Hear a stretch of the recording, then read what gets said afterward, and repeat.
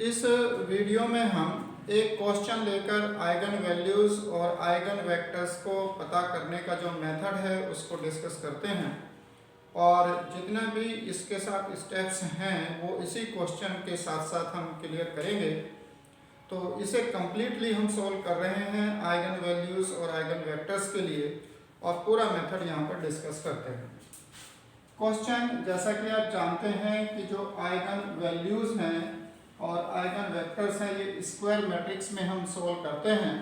तो हम एक स्क्वायर मैट्रिक्स ले रहे हैं 8 -6 2 -6 7 -4 2 -4 3। तो जो आइगन वैल्यूज़ और आइगन वेक्टर्स हैं ये केवल स्क्वायर मैट्रिक्स में डिफाइन हैं। तो स्क्वायर मैट्रिक्स हमने लिया है। अब इससे हम A माइनस लैम्डा आई ये मैट्रिक्स लेते हैं।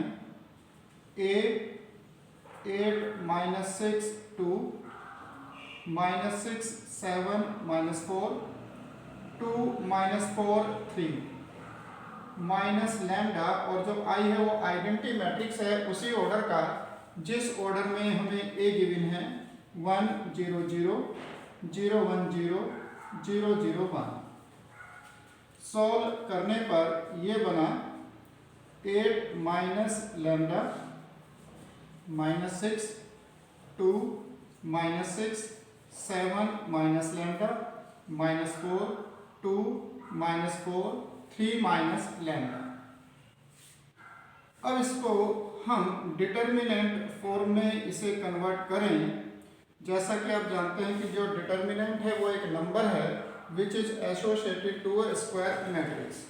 तो जो स्क्वायर मैट्रिक्स है 8 minus lambda -6 2 -6 7 minus lambda -4 2 -4 3 minus lambda. इसे सॉल्व करने पर लैम्डा में एक पॉलिनोमियल फॉर्म बन जाती है। उसे हम बोलते हैं कैरेक्टरिस्टिक पॉलिनोमियल।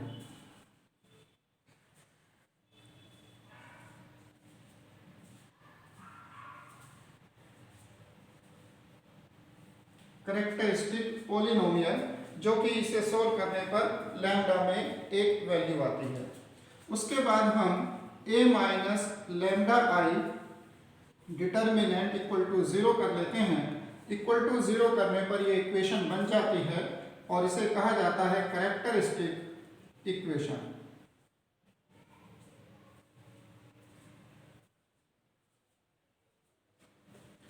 कैरेक्टरिस्टिक इक्वेशन को सॉल्व करते हैं।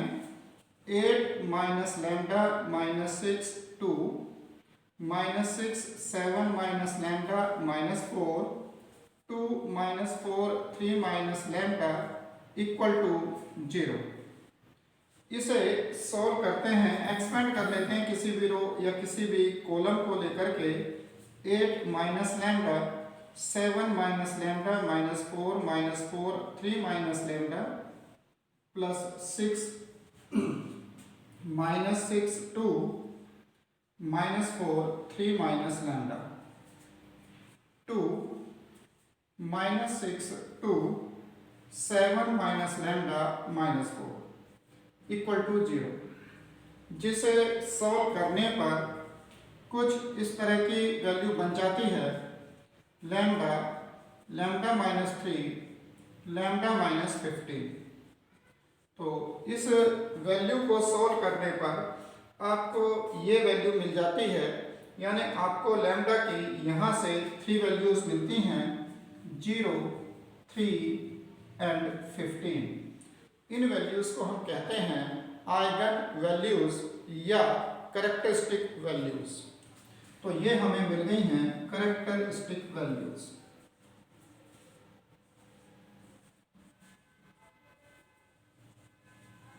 इनके और भी नाम हैं, जैसे इनको लेटेंट रूट भी कहा जाता है और प्रॉपर वैल्यूज भी कहा जाता है।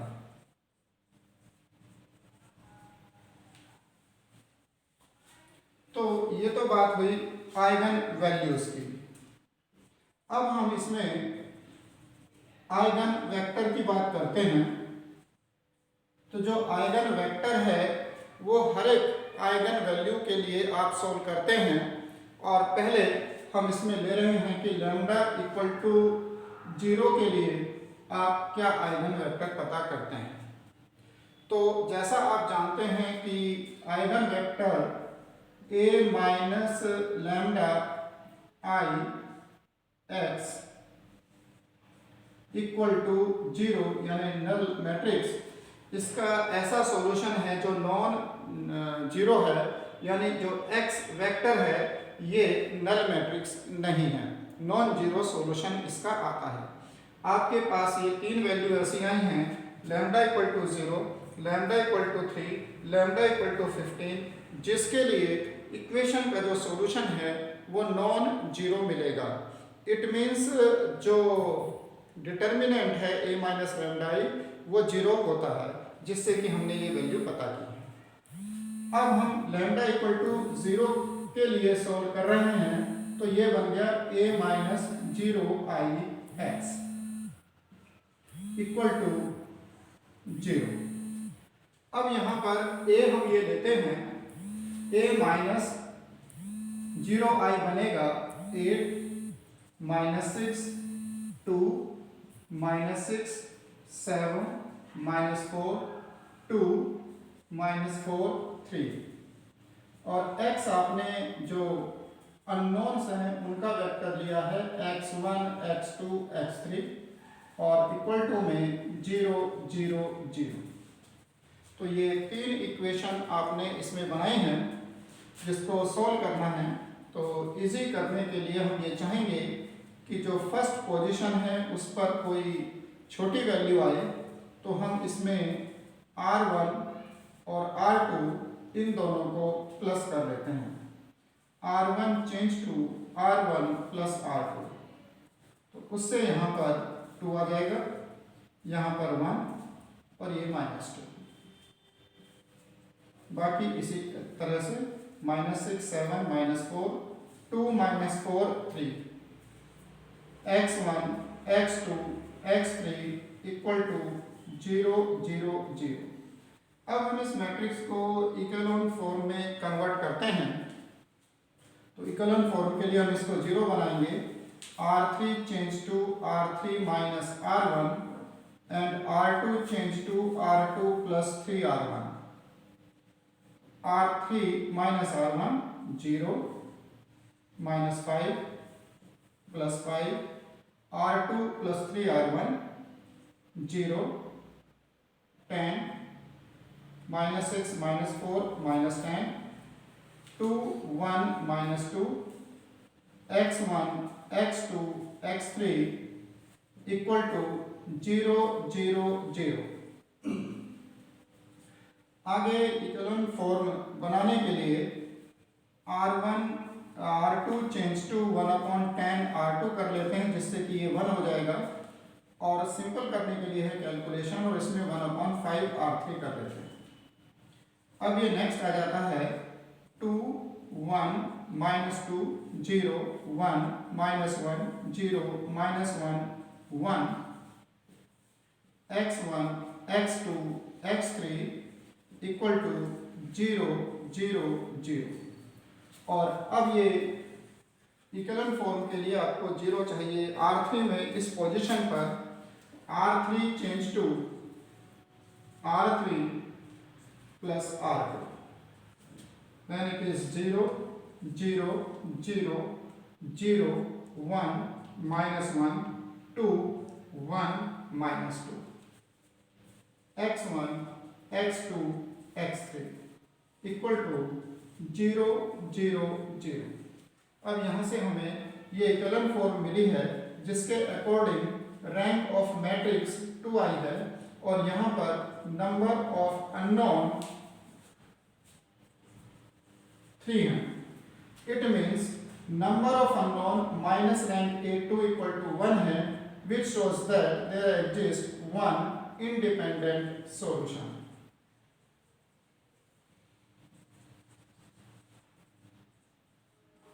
इक्वेशन फॉर्म में कन्वर्ट करने पर ये बनेगा 2x1 plus x2 minus 2x3 equal to 0, x2 minus x3 equal to 0। जैसा कि आप ऑलरेडी जानते हैं कि इसमें वन इंडिपेंडेंट सॉल्यूशन है, तो आपको x2 या x3 किसी एक को सपोज करना पड़ेगा। तो आपने x3 equal to c suppose किया, तो x2 इक्वल टू c हो गया। अब इनको यहाँ पर पुट करते हैं, 2x1 plus x2 minus 2c equal to 0, 2x1 equal to c, x1 equal to c upon 2। तो इस तरह से हमें x1, x2 और x3 की ये वैल्यूज मिली हैं। ये वैल्यू तब मिली हैं जब आपने x1 को 0 लिया है।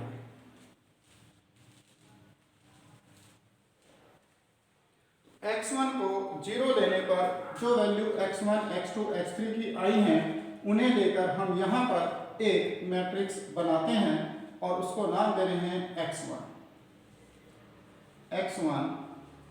x2, x3। अब इनकी वैल्यूज रख रहे हैं। इसमें x1 हमारे पास है c अपॉन 2, x2 की वैल्यू c है और x3 भी c है। इसे हम c कॉमन ले करके 1 अपॉन 2 1 की फॉर्म में भी ले सकते हैं और इसे कह सकते हैं कि ये आइगन स्पेस है corresponding to lambda equal to 0। जब हम c की कोई पर्टिकुलर वैल्यू रख लेते हैं, suppose taking c equal to 2, then it becomes 1, 2, 2। तब ये कहेंगे कि ये एक आइगन वैल्यू, आइगन वेक्टर है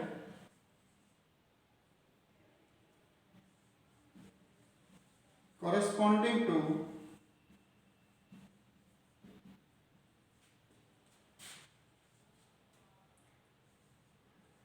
आइगन वैल्यू 0। इसी के साथ हम आगे की फिर दूसरी वैल्यू लेते हैं।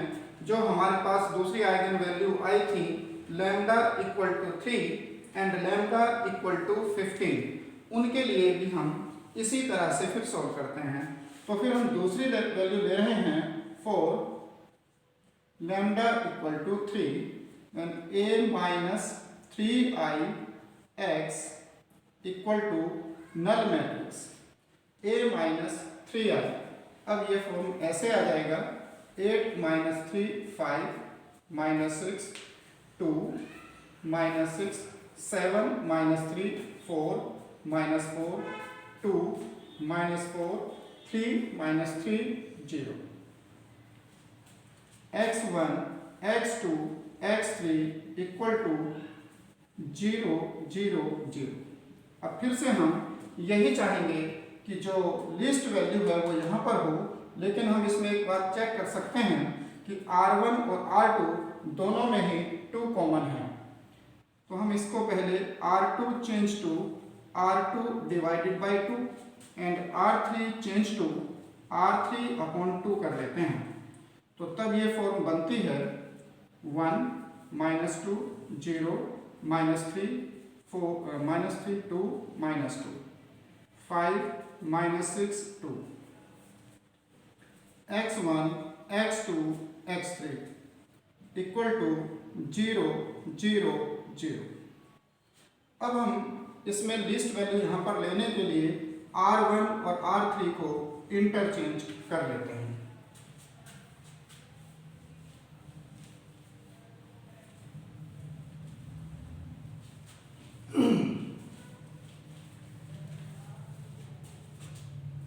इंटरचेंज करने पर first row 1 minus 2 0,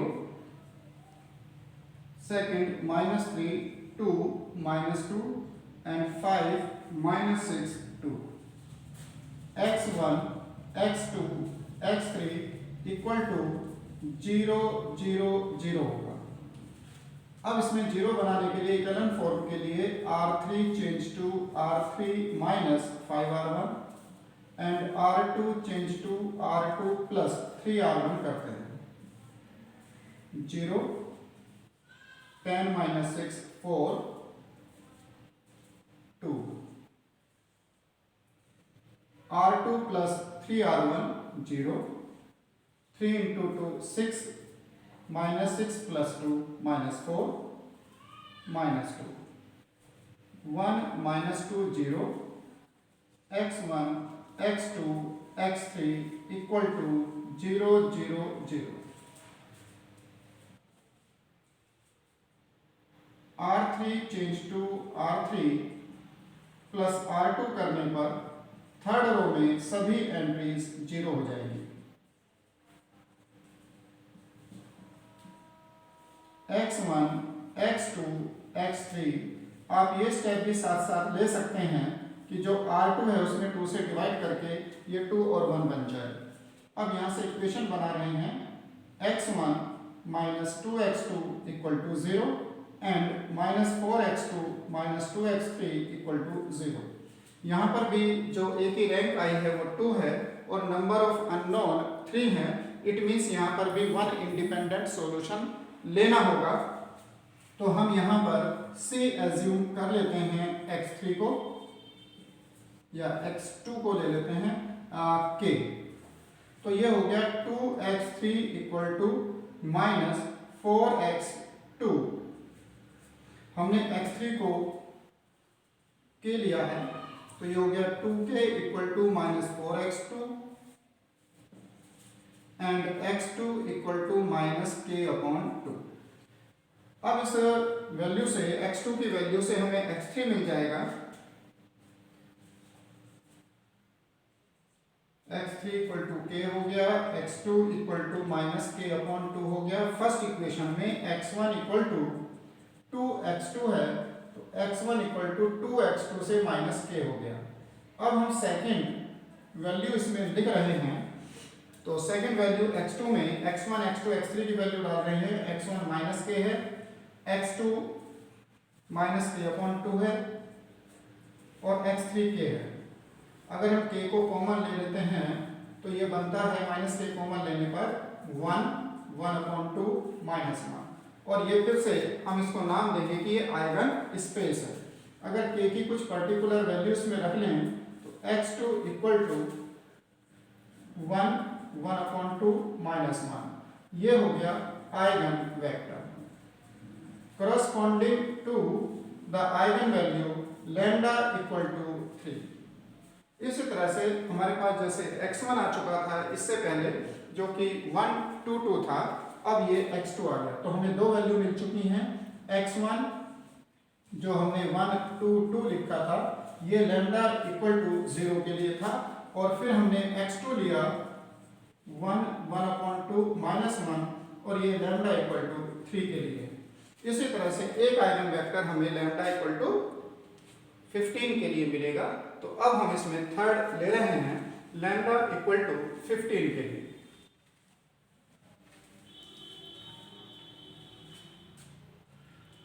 for lambda equal to 15 a minus 15i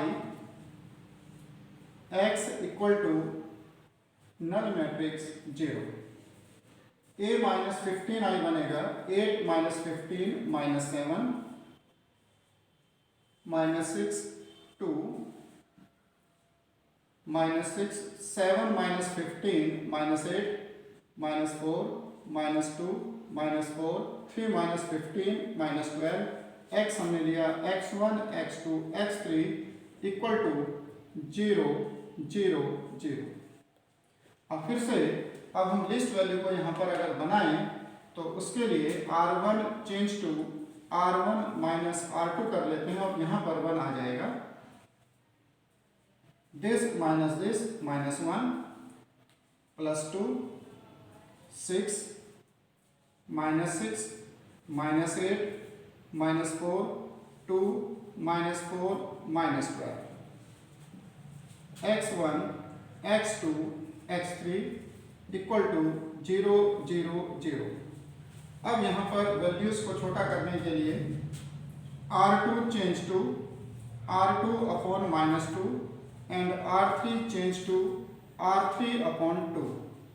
तो ये बनेगा माइनस 1 2 6 माइनस 2 से डिवाइड करेंगे r2 में 3 4 2 और इसमें 2 से डिवाइड करते हैं 1 -2 -6, x1 x2 x3 equal to 0 0 0।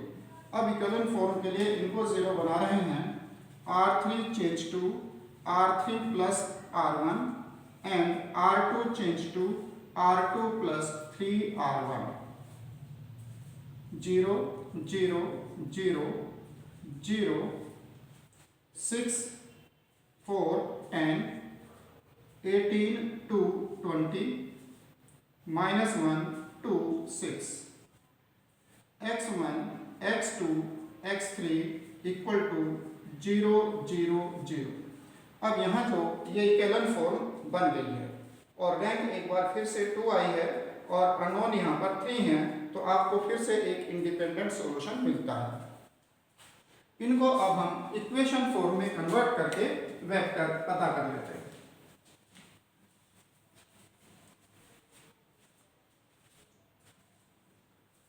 -x1 plus 2x2 plus 6x3 equal to 0, x2 plus 2x3 equal to 0। Now taking x3 equal to mu, then x2 equal to -2 mu, -x1 plus 2x2, तो 2 into x2 हो गया -2 mu plus 6x3 mu है equal to 0, -x1 -4 mu plus 6 mu equal to 0, x1 equal to 2 mu। तो इस तरह से हमें third vector मिला। x1 x2 x3 की वैल्यू पुट करने पर x1 2 mu है और x2 की वैल्यू भी -2 mu में है और x3 की वैल्यू हमने ली है mu। इसको अगर हम ऐसे लिख दें mu 2 -2 1, तो ये हो गया eigen space corresponding to lambda equal to 15। x3 is eigen vector. अब आइगन वेक्टर के लिए क्या करेंगे, हम इसमें म्यू की कोई वैल्यू पुट कर लेते हैं। ये इनफाइनाइट सॉल्यूशन एग्जिस्ट करते हैं तो हम म्यू की कोई भी वैल्यू ले सकते हैं। तो सपोज हमने म्यू को 1 ले लिया है, तो x3 इक्वल टू हो गया है 2 -2 एंड 1। तो इस तरह से हमें तीनों आइगन वेक्टर मिल गए हैं जो कॉरस्पॉन्डिंग है lambda equal to 0, lambda equal to 3 और लैम्डा इक्वल टू 15 के लिए। तो पहले आंसर लिखते हैं कि x1 क्या मिला आपने। अब ये जो x1 आपने लिया है ये उस वैल्यू पर डिपेंड कर रहा था, c कितना रखा है, c पर डिपेंड करेगा और c को आप इंडिपेंडेंटली कुछ भी रख सकते हैं। तो आपने इसको कहा 1 2 2 4 lambda equal to 0 and then x2 second 1 1/2 -1 4 lambda equal to 3 and then x3 equal to 2 -2 1 4 lambda equal to 15। आप इन वैल्यूज को चेंज कर सकते हैं कि जैसे इसमें आप c को चेंज करें, इसमें आप लैम्डा को चेंज करें, इसमें आप म्यू को चेंज करें, तो अलग अलग तरह के आप इसमें वेक्टर लिख सकते हैं। तो ये कंप्लीट प्रोसीजर है जिसमें आप आइगन वैल्यूज और आइगन वेक्टर को पता करते हैं।